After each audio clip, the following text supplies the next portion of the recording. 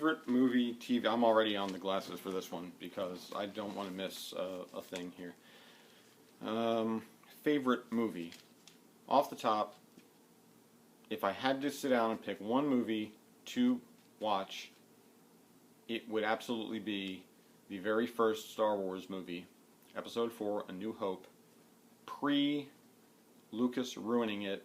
Don't give me Greedo shot first, for God's sake, and get the CGI out of there. Claymation rules. Yeah, not please. That's good. That's good movie making.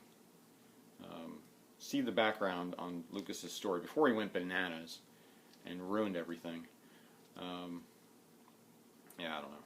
He lived in California for too long or something. So Star Wars. Amongst my other favorites would be such titles as Monty Python and the Holy Grail, surprise to probably no one. I do love Monty Python, and that was a movie that I watched starting from early teenage years. I know I've seen it at least 100 times, and snippets thereof probably hundreds more than that, and quoted more often than probably is good. Ferris Bueller's Day Off. Having gone to high school in the 80s, there is a series of movies. His name escapes me at the moment. I want to say John Williams, but that's the composer. He was the guy. He's deceased now. He's the director. Whatever. If I think of it, I'll put it up here. Maybe, no, up here in the green. It's probably good. Yeah, there's a whole series of those movies. The Brat Pack movies. Not all of them were great, but Ferris Bueller's Day Off wasn't a Brat Pack movie, but it was in that same genre-ish and time period, 1986, and it spoke so perfectly to what the smack dab in the middle of that generation was experiencing, and how we saw the rest of the world and school administration and adults, and I hope every generation has that, because now being an adult, we're absolutely ridiculous to teenagers, I'm sure. So, that hasn't changed. If you want a more current movie, though it's probably 10 years old by now, the Coen Brothers movies are fantastic. The best of all of those, IMHO. It's insufferable to speak out internet slang, but I do it because YOLO. I crack myself up sometimes. I need some tea.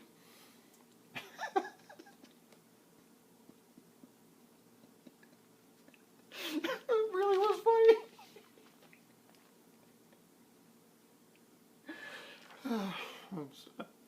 Actual tears.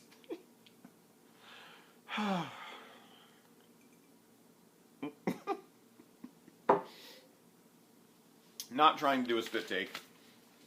I love when that happens.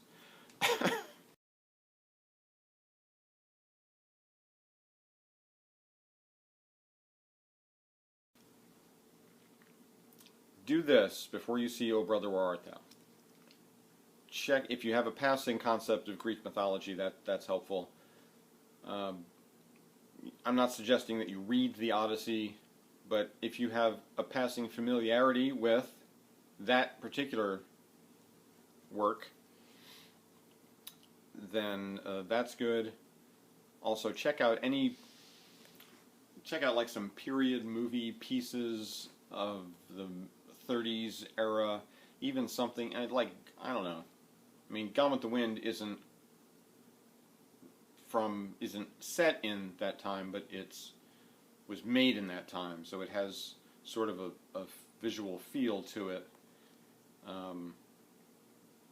And something like, I don't know, the Kansas parts of Gone with the Wind, of The Wizard of Oz. That again has that sort of sense of something.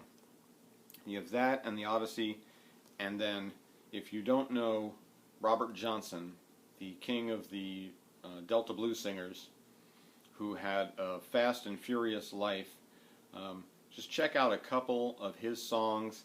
It can be hard to listen to if that's not if blues is not your jam, because it's just a guy and a guitar and a lot of foot stomping and hands banging on the guitar and blues chords, and it may not be your thing. But the lyrics can be very clever, considering what they could and could not sing about, but they could certainly allude to.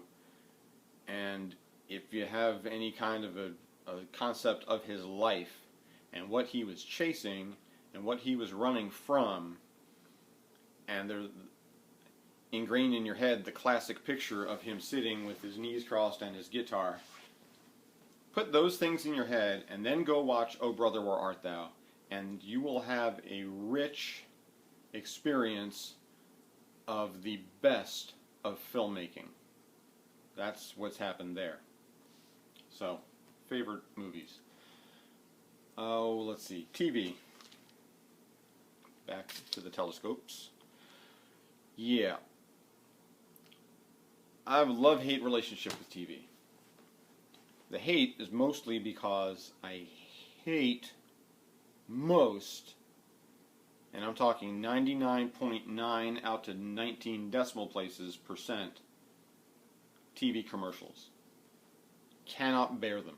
There are a few brilliant ones. I satirized one in my previous video. That's clever. That's decent. But even they're taking that concept a little too far, I think. So there are some occasionally clever commercials, but mostly I despise advertising and a lot of how it's shoved in your face and the whole concept of, misrepresentation and such. So if I watch TV, it's either doesn't have commercials, or it's a Netflix thing, or it's a movie, or it's DVR'd, so I can skip the commercials if I want to. So what do I watch? Currently, or recently, I would say that I really want to go to the list here, so because I know I'll forget something, and I might even have forgotten others. But currently, my jams are, I'm an Anglophile. BBC America is kind of a go-to, unless Gordon Ramsay's on. Don't care for him much. Top Gear, the British version, sorry guys, but the American version is unwatchable. The reason that show works is because of Clarkson May and Richard Hammond. Let's see. I'm looking back at movies. Top Gear, Doctor Who, and if anybody knows how to get a hold of, in the US, more classic Doctor Who from the first, however many you consider the first set of Doctors to be, the ones that ended in 1989, there are scattered samplings of those on Netflix. Is there a place to see others? I could probably easily research this, if there's a big DVD set to buy, or is there another way to access more of those old classic clips that weren't broadcast in the US? Because I'd love to see them.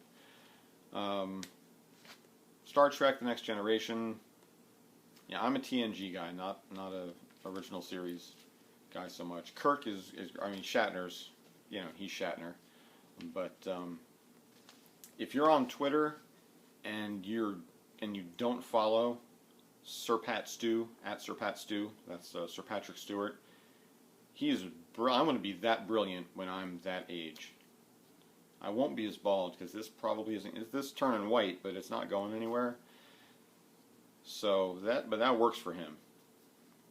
He was great in Dune in 1984. He was great in The Next Generation from 87 to 94. And every picture he puts on, I don't know if he's on Instagram, but I've seen his pictures on Twitter, and he's great. So see all the Sir Patrick Stewart stuff that you can. He's a goofball, and he's fun. So Next Generation. Currently, The Walking Dead. That's just good television. Breaking Bad was great. watched that as it happened. Mad Men, I was okay for the first few series. On my daily recording is PTI.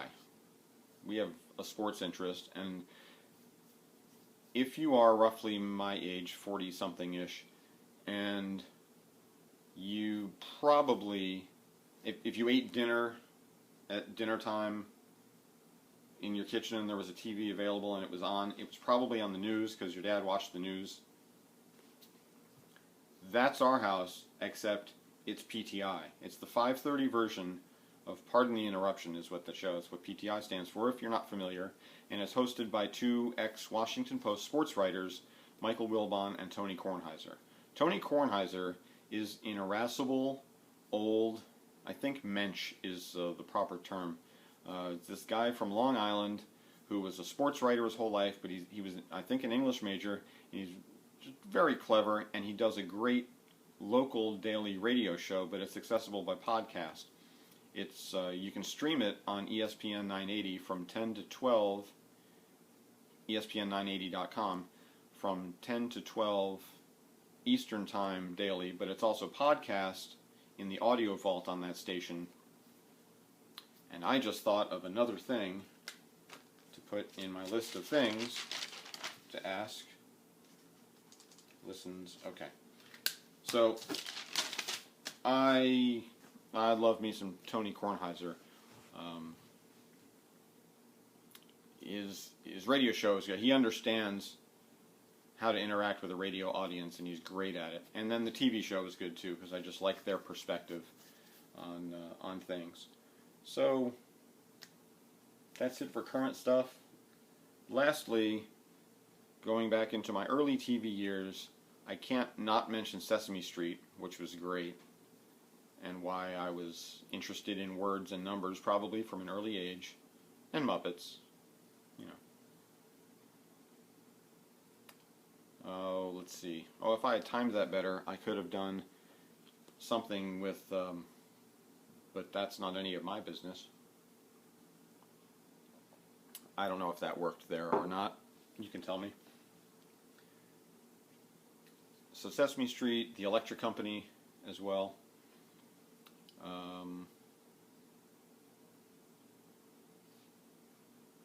Back for a second to sort of current era TV, Firefly. Please watch Firefly. It's on Netflix. Also the movie that's from the same series called Serenity. Why or how Firefly did not exist for more than one season is a tragedy unto the ages. Joss Whedon is an absolute genius. I could go on forever. I won't. Whedon knows storytelling, and Firefly is fantastic. I think I'm safe in saying, no matter who you are watching this, you will probably love it. It's like, I don't know, it's like the storytelling equivalent of cross-stitching for your brain, if that makes any sense. So that's why I think you'll love it. Firefly. Fantastic. And, you know, starring lovable rogue Nathan Fillion. He's great. And a lot of other actors. And if you watch other TV, all the actors from that are in something else. Wash has been, Alan Tudyk has been in everything. Bones has a veteran. If you watched The Last Ship, that had Adam Baldwin in it, he of the cunning knit cap. That's a Firefly reference. And I don't know. Everybody from that show, except the engineer, I think I've seen in something else. So they're all great, and Firefly should absolutely come back. I hope that happens somehow.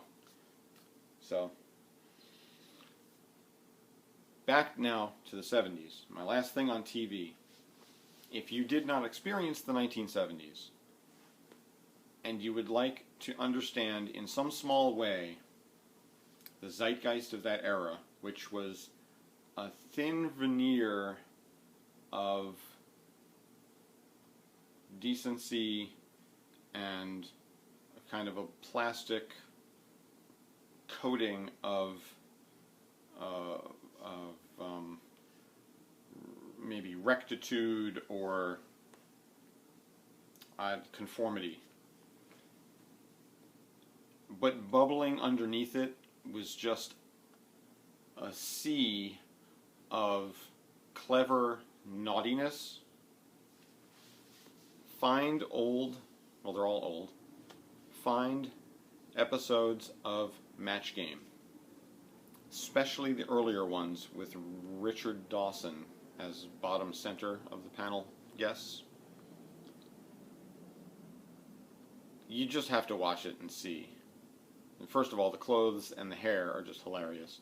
But it will give you, and the occasionally really too creepy host, Gene Rayburn, and his ridiculous telescopic Sony microphone, which has its own Facebook page, by the way. Yeah, Match Game. Very clever, a concept that could work today, but it wouldn't because it would be too blatant and over the top. And you can say now things that they couldn't back then, and that's what made it so funny, because you knew what they were referring to, but they couldn't, and yet they were, but they shouldn't, but they did, and the censors, but no, but yes, no, yes, alright, stop. That's it for TV. Yep. Once again, I will go to the glasses because music. Music tastes are all over the map. I don't care much for warbling, sopranic opera, like hardcore, thugalicious rap / hip hop. That's just not, you know. Eminem lyrics can be clever, even if you have to sometimes ignore the message. The physical mechanics of how he says the words is interesting, if that makes any kind of sense. I have a list in my head of like the top lyrics of songs of all time, not because of what they are, but because of what they sound like. I'll give you a non-Eminem example. I was doing that with my glasses there. I'll give you a non-Eminem example of what I'm talking about. Werewolves of London. There's a line in that song which is so pleasing to my ears, even if the message is horrible. Little old lady got mutilated late last night. There's so many L's and D's and things happening in your mouth when you say that. It's fun to say and fun to listen to. And then it's a fun song beside that because you can howl and you have to. And here's a call back to Tony Kornheiser. He loves to say things like, "He'll rip your lungs out, Jim," and that's from that song. But the little old lady got mutilated, that line is one of them. And if I can think of some others, I will. More Moose trivia, I guess.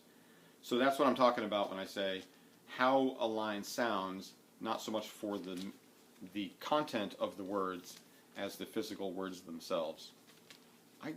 I must seem incredibly weird to some people, but you understand me. I think you get me, which is nice. Background music, if I'm not watching Flosstube videos and I just want some background music without vocals on, that's likely to be either classical. Mozart and Vivaldi are great. Some Verdi are great. Bach also. Good for stitching. Kind of calm, the audio equivalent of stitching. Zen for the ears. Bach is also appealing because he had a mathematical brain. Probably most musicians do. Because music and math are maths for you UKers are related, and I won't go into the theory of it, but things that work musically, things can work musically because of how they're mathematically related. One of those things, and Bach played with this, but the 4 chords in Pachelbel's canon. I'll provide a link to the 4 chord song video that I've seen, and if you're not familiar with that concept, that all pop songs are recorded with the same progression of 4 chords, and how many songs fit into that, and also as does Pachelbel's canon. Okay.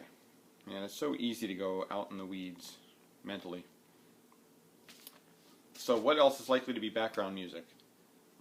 Ambient space music. There are YouTube mixes, or just even single tracks, I think, that are like an hour and a half or too long, and you just put that on, and it's just good. I can't have complete silence, but then you hear just the sounds. Sounds are good for your head, I think. And well, I'm just reading my notes way too much here. Okay, so that's great. Ambient space music, Mannheim Steamroller, the Fresh Air series. Their Christmas music is fantastic. Don't listen until after Santa has appeared at the end of the parade. I keep saying that. Don't do it. I mean, you can, whatever. But here's why you don't do it. Okay? If I could do that, if I can point with my glasses, I will. You can get Christmas music anytime you want. I was going to say this like an hour ago. But just because you can, doesn't mean you should. What happens if you just listen to Christmas music all year long? It's like chewing gum for 2 days. It loses its flavor. And then when you get back around to Christmas, it's not special anymore. So that's why I keep Christmas music locked up in a box that starts. You can open it as soon as Santa appears, and you have to close it just a little after maybe the 12th day of Christmas, or a little after New Year's, like the weekend after New Year's, by which time you certainly should have taken down your tree if you have a tree. That's the zone. That's this sphere in which Christmas music must be encapsulated. Enough on that. Where was I going with music? Mannheim Steamroller Christmas music, right. Ambient space music. I could name all kinds of other music. I went through a country phase. I like old twangy country. I like on a clear night when I'm riding somewhere and it's like clear in the winter, and my radio, even though I live at least many hundred miles from Nashville, I can get 650 AM. That's WSM, I think. It's the Grand Ole Opry channel. I can get that on my radio. That's some twangy country right there. Bluegrass, like in measures. You can't do that for too long either, or it all starts to sound the same. I love classic rock, Zeppelin, not the Who so much, and the Stones a little, but yeah, I had every Zeppelin album on vinyl, on cassette, had a couple on 8-track. Of course, all on CD. And I was enough of a fan by the time, I think, the last 2 albums. The last one when John Bonham was alive, and then Coda that came out right after he died. Yeah. So I sort of missed the Zeppelin era, but it's gone on forever. So that, and then further on, and all the Allman Brothers, Leonard Skinner, Metallica. You could name hundreds, dozens. What's my favorite? God, I don't know. It just depends on mood or what's happening. I mean, I can just shred the sound things in my car with,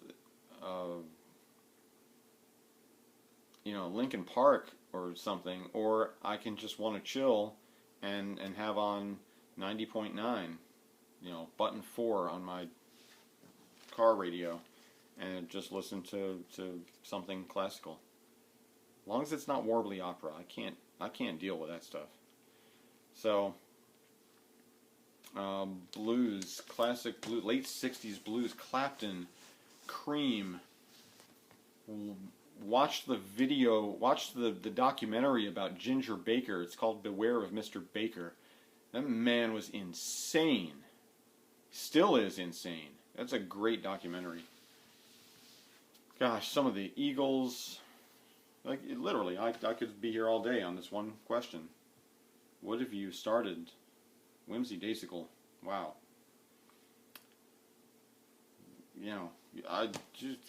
Hendrix, Stevie Ray Vaughan, Albert King, ZZ Top. Don't say sharp-dressed man to me. Do not say guitars spinning and long beards to me, please. I don't mean to be off-putting. But that mid-'80s, early '80s Eliminator disco drum machine. No. Do not do that. Don't. Just please stop. ZZ Top. Early ZZ Top. The first 6 albums, man. Blue Jean Blues.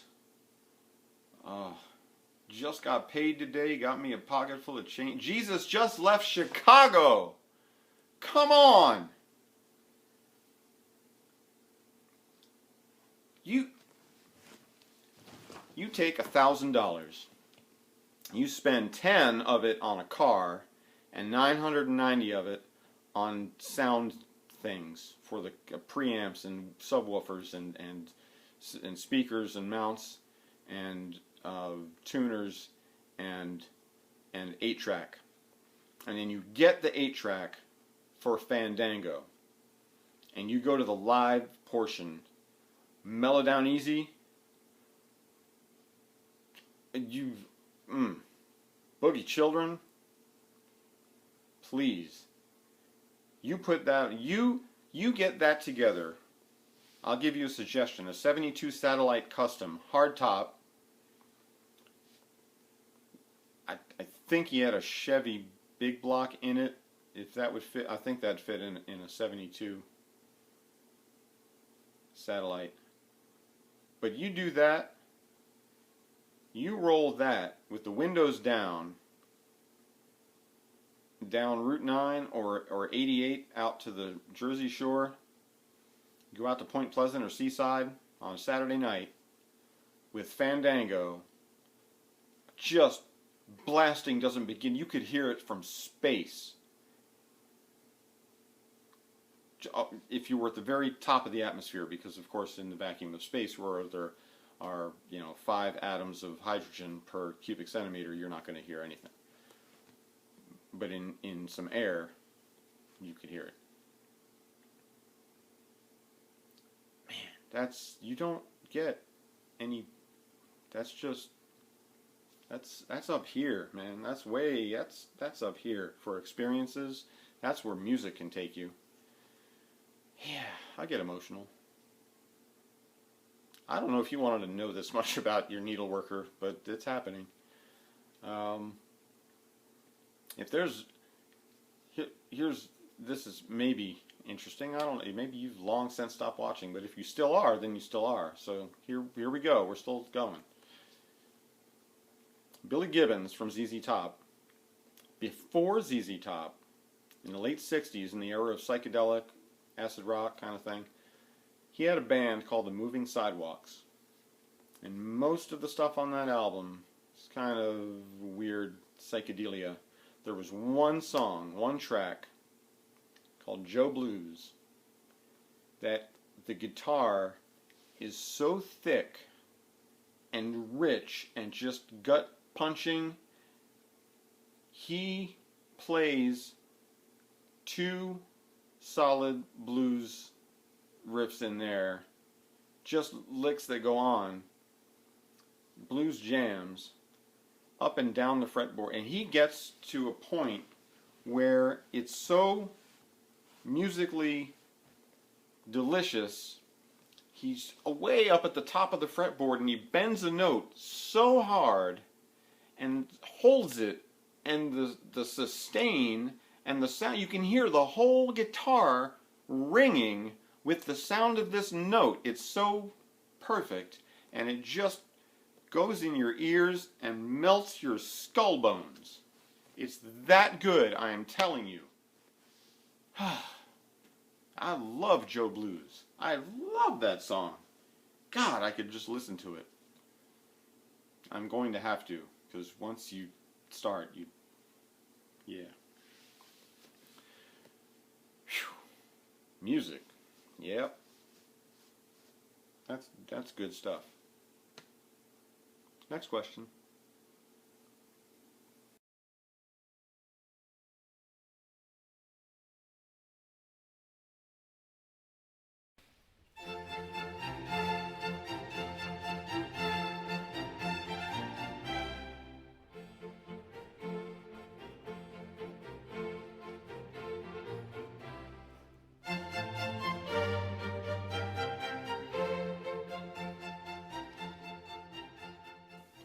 The word that best describes me, and I did think about this one for a while, because it was hard to choose one.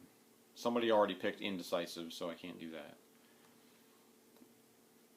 The word, I made up a word, if that's allowed, and it is, because I just made up that rule too. So, the word is Schrodinger. So, if you're writing that down, yeah, Schrodinger. Erwin Schrodinger was a physicist. I've mentioned I'm a physics geek, so it speaks to that. But he is probably most famous for a thought experiment that he created to attempt to describe the nature of quantum physics, which is very weird. It is the physics that you're familiar with, are the physics of big things, of things you can see. Quantum physics operates at the same time. It's a part of the things you see, but it is operating by very different rules. Those rules exist, but they operate differently because of the size and nature of the stuff we're talking about. Stuff that is so unbelievably small, you can't even make yourself think of how small. Think of something small, and then something smaller than that. And then, like Horton Hears a Who, we're talking go down to a level of a universe in a thing, and then inside that is a person holding a small thing with a universe in it, and do that infinity of times. That small. Your brain can't small how small this is. Okay? They're just tiny. The things that make up the atoms in your atoms are made of electrons and neutrons and protons. And the things that make up those things, the quarks and the muons and the leptons, and those fundamental particles, they just work differently, because they do stuff like be in two places at once. And they actually are. They really, really are. They're here and they're here. They really are in both at once. But you can't see that because when you look at it, you make the things be in one place or the other. So there's this duality of nature. I swear to God this is going to make sense. there is this constant duality of nature where things are this, but they're also this. And that's quantum physics. So Schrodinger came up with this thought experiment, and I know you are all cat people. Mostly. Junior Moose is allergic to cats, so we can't cat. But I grew up with cats, so I know cats. Schrodinger's thought experiment was you put a cat in a box with a vial of poison. Get past the horribility of that. The vial of poison is either going to be broken and release the poison, or it is not, based on a mechanism that, I'll try and make this somewhat simple, that mechanism responds to radiation. And a piece of something radioactive either emits radiation or it doesn't. And the thing is that whether it does or it doesn't, let's say it's because an electron is on the left side or the right side of a particular atom. And if it is on the left side, then yes, it does release the radiation and break the vial and release the poison and kills the cat. Or it's on the right side and it doesn't release the radiation and it doesn't break the vial and the poison stays in it and the cat stays alive. Here's the thing. The thing is, this is the thing. Both of those things actually happen at the same time. So the radiation simultaneously, it actually has been released and not released. So the vial has been broken and it has not been broken. And the poison has been released and it has also not been released. So the cat is simultaneously both dead and alive. I know that's ridiculous, but it's true.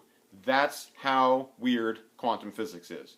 It's both things happening at once together, and they only become one or the other because you open the box and look at it and force it to one state or another. And here's the thing, it doesn't happen, it's not like you open the box and that makes or doesn't make the radiation at that time break the thing and release the thing and it kills the cat, or doesn't.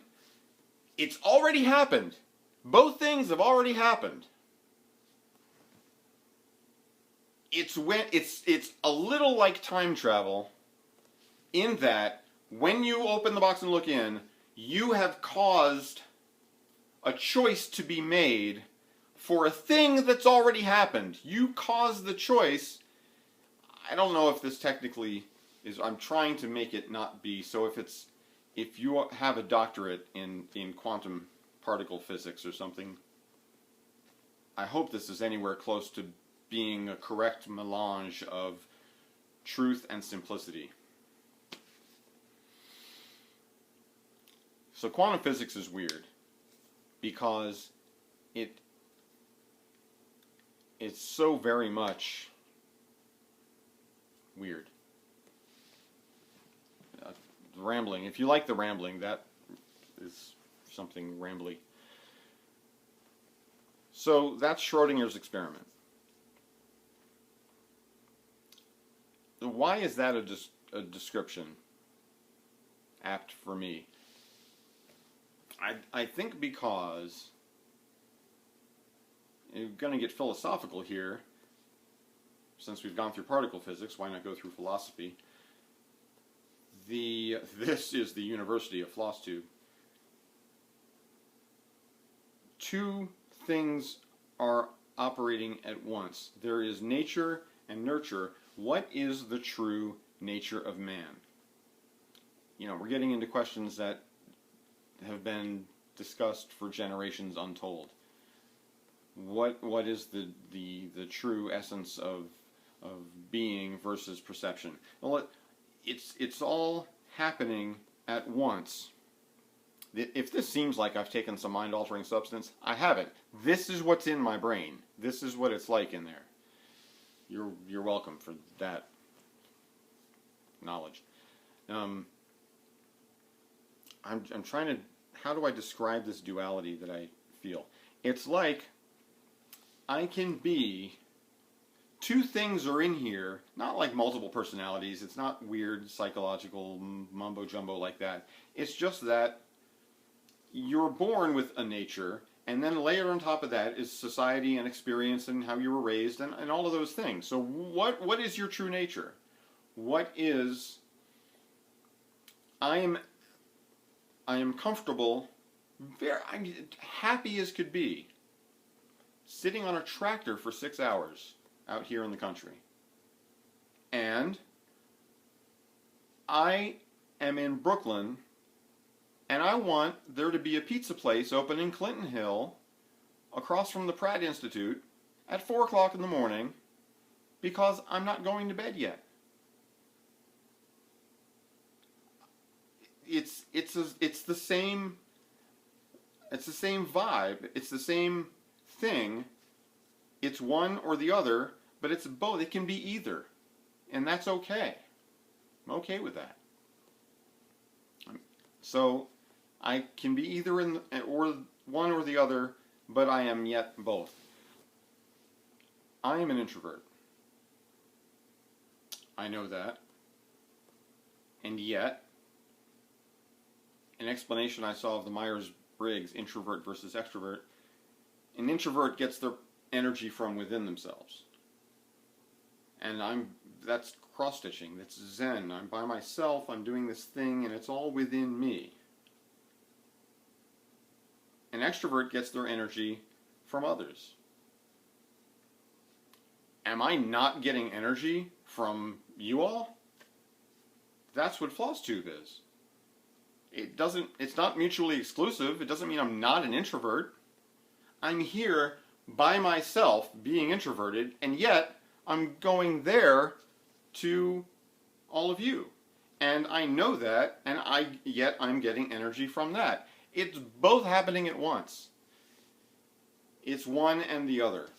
I literally can take on a Monday the Myers-Briggs and maybe not peg all the way to one side, but can be statistically significantly into the quadrants to be ISTJ.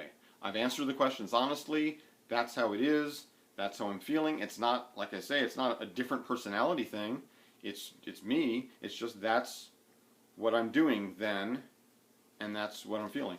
On Thursday, I could take it and be statistically, significantly into ENFP. It's still me.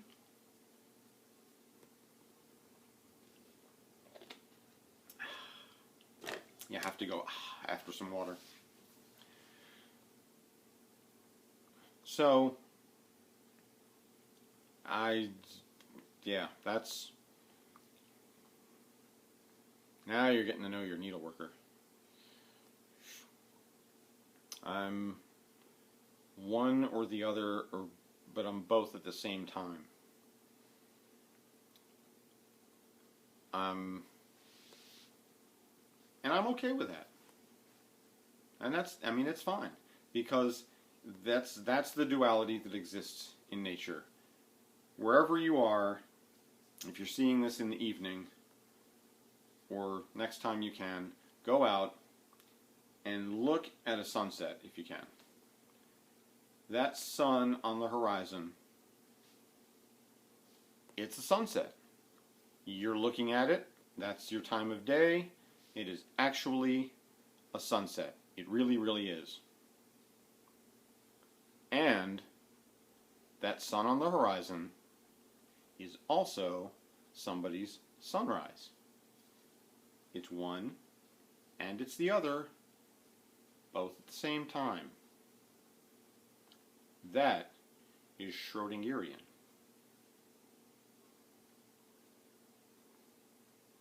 That's me.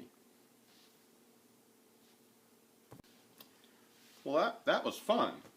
No, it really was. That was a great series of questions. Again, thank you, Whimsy Daisical.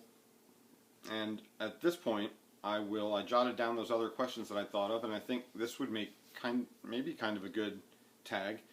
You don't have to append this to the other Know Your Needleworker stuff, you can answer it in a separate one if you've already done Nicole's tag. And I'll tag everybody with this, answer it if you want to. But the thoughts that I had were, if you haven't talked about, if there's a story behind your screen name, what is that? Yeah, I'll go back and answer this in another video. But yeah, there's some story behind, you know, why Moose, and then some of the other. There have been various iterations of Moose along the way. What else do you listen to?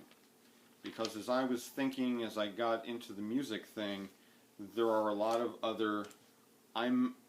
You know, there's visual and there's kinetic and then there's audio, and I'm definitely audio in how I predominantly receive things. So I listen to, you know, music and the radio. So if I'm in the car, I'm still a terrestrial radio guy. So I'll answer this separately. But you know, what radio buttons do you have your presets set to? What do you listen to? You plug your iPod. That's like Victrolas, iPods. Now we have phones.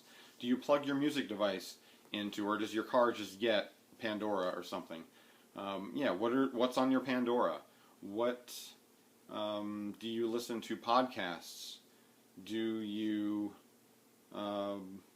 you know what? Yeah. What do you, radio shows? NPR and